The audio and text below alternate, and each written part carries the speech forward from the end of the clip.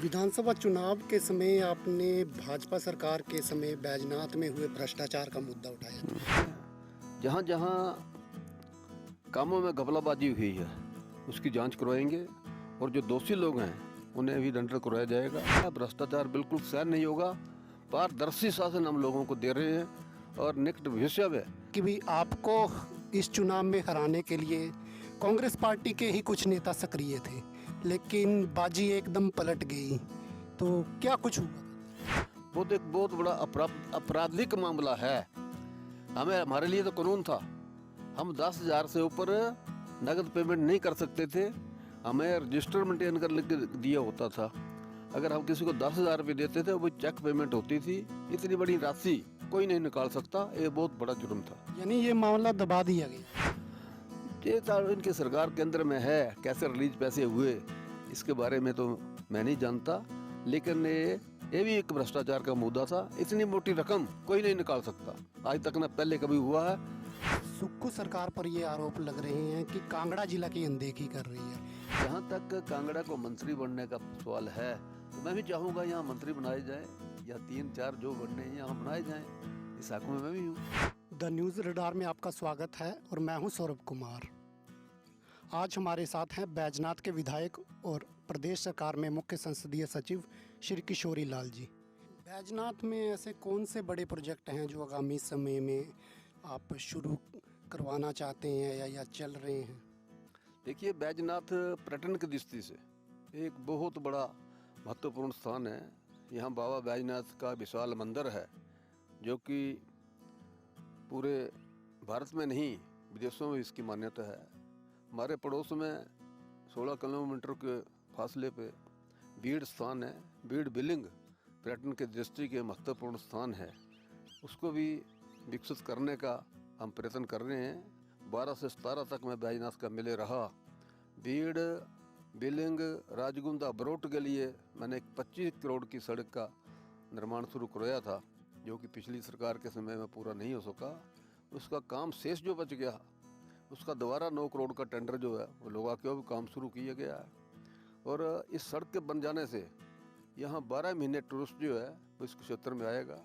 इसी तरह से बहुत चर्चित उसराड़ा होली सड़क है, उसका निर्माण भी काम जो है वो शुरू है। उसकी आगे की DPR भी बन रही है और क्लियरेंस आ गई है। वो भी सड़क जो है बन के तैयार होगी। विधानसभा चुनाव के समय आपने भाजपा सरकार के समय बैजनाथ में हुए भ्रष्टाचार का मुद्दा उठाया था। चाहे वो खीर गंगा घाट के सौंदर्यीकरण कार्य में भ्रष्टाचार का मुद्दा हो, चाहे ठेकेदारों को अनुचित लाभ पहुंचाने का मुद्दा हो। तो इस मामले में अब आप सत्ता में हैं तो इसकी कोई जांच करवाएंगे? देखिए, जहाँ जांच की ज़रूरत होगी वहाँ जांच करवाई जा रही, और जहाँ कुछ अनियमितताएँ बरती गई हैं वो भी हमारे विचाराधीन हैं, उसके खिलाफ भी हम कार्रवाई कर रहे हैं। जहाँ जहाँ कामों में घपलाबाजी हुई है उसकी जांच करवाएंगे और जो दोषी लोग हैं उन्हें भी दंड करवाया जाएगा। किशोरी लाल जी, एक किस्सा है चुनाव के समय का ही। चुनाव से ठीक पहले जो पूर्व विधायक हैं उनके दफ्तर से एक मोटी राशि की बरामदगी होती है। ये मामला काफ़ी सुर्खियों में रहा था। तो फिर इसने सारे चुनाव की दिशा ही पलट दी। कहा यह भी जाता है कि भी आपको इस चुनाव में हराने के लिए कांग्रेस पार्टी के ही कुछ नेता सक्रिय थे, लेकिन बाजी एकदम पलट गई। तो क्या कुछ हुआ था? देखिए, चुनाव से एक दिन पहले 14,80,000 रुपये उनके भाई की दुकान थी, वहाँ पर फ्रिज में पैसे रखे हुए थे। तो चुनाव आयोग ने वो पैसे पकड़े और उन पैसों को पुलिस के जरिए ट्रेजरी में जमा करवाया गया।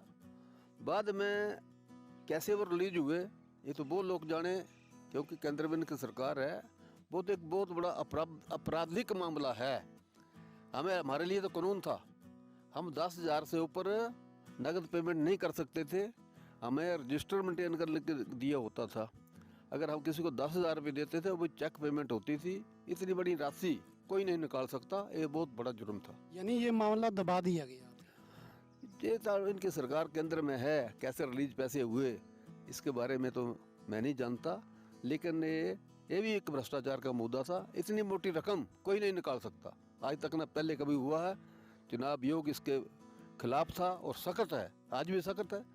इसलिए ही जो भी कैंडिडेट चुनाव लड़ता है उसे रजिस्टर्ड मेंटेन करने के लिए दिया जाता है और अलग अकाउंट बैंक में खोला जाता है और चेकबुक साथ में दी जाती है। और अकाउंट जो है वो हमारे जो चुनाव के अधिकारी हैं वो चेक करते हैं हर दूसरे तीसरे चौथे दिन।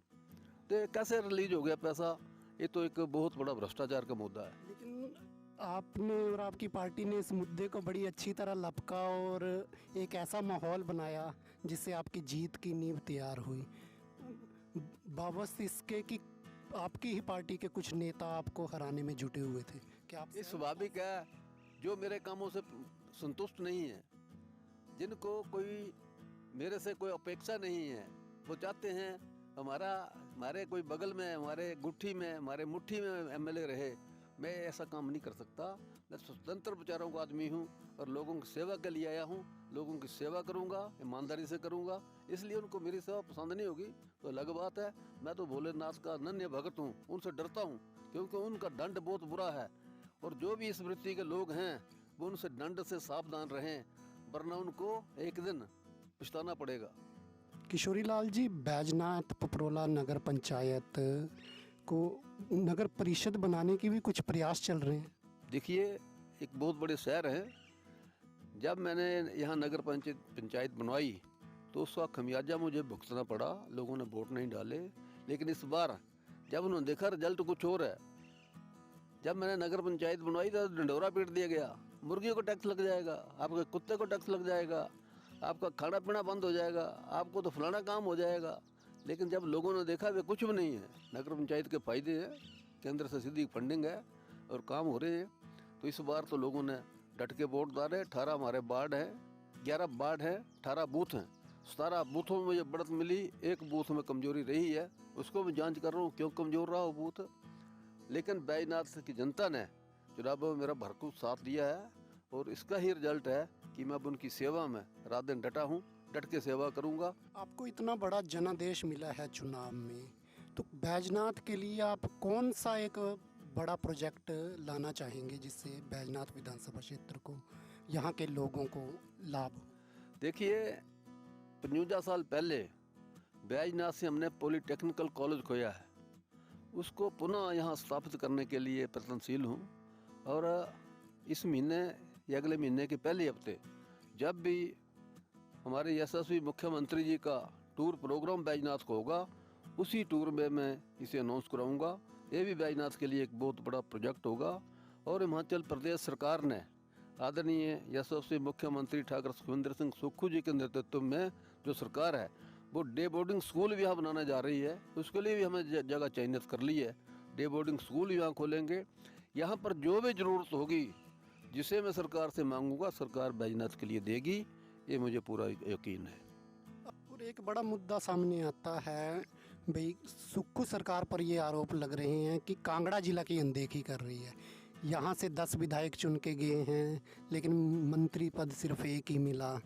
ये ठीक है, सीपीएस बनाए गए हैं, स्वतंत्र प्रभार के मंत्री बनाए गए, लेकिन इन 10 माह के कार्यकाल में कांगड़ा को कुछ ऐसा बड़ी सौगात जो मिल नहीं पाई है। तो इन आरोपों पर क्या कहना चाहिए? देखिए, कांगड़ा को उन्होंने बहुत बड़ी सौगात दी है। कांगड़ा को पर्यटन की राजधानी घोषित किया गया है। कांगड़ा एयरपोर्ट का विस्तारीकरण हो रहा है, यहाँ बड़े जहाज उतरेंगे, सैलानी यहाँ आएंगे। और बीड बिलिंग, उतराड़ा होली जैसे जो प्रोजेक्ट है उन्हें आदरणीय मुख्यमंत्री जी पूरा करने के मुझे आश्वासन दे चुके हैं। यहाँ बहुत बड़े काम होंगे। जहाँ तक कांगड़ा को मंत्री बनने का सवाल है तो मैं भी चाहूँगा यहाँ मंत्री बनाए जाएँ, या 3-4 जो बनने हैं यहाँ बनाए जाएँ। इस हक में मैं भी हूँ, तो मुझे इसमें कोई आपत्ति नहीं है। जितने मुख्यमंत्री यहाँ मंत्री बनाने हैं उनके विचाराधीन है और उन्होंने ही बनाने हैं जिसको बनाएं, तो इसमें तो कोई दूसरी बात नहीं है। मुख्यमंत्री ही कंपिटेंट है मंत्री बनाने के लिए। वो विधायकों की कारगुजारी देख के ही मंत्रिमंडल में शामिल करेंगे, यह उनका अपना अधिकार क्षेत्र है। धन्यवाद किशोरी लाल जी, न्यूज़ डार से बात करने के लिए आपका बहुत बहुत धन्यवाद। साहब, आपका फिर से मैं धन्यवाद करता हूँ। आप मेरी कुटिया में आए, आपने मेरा इंटरव्यू लिया, इसके दिल से आपका आभार प्रकट करता हूँ। धन्यवाद। Make sure to press like and drop a comment. Please don't forget to subscribe to the News Radar.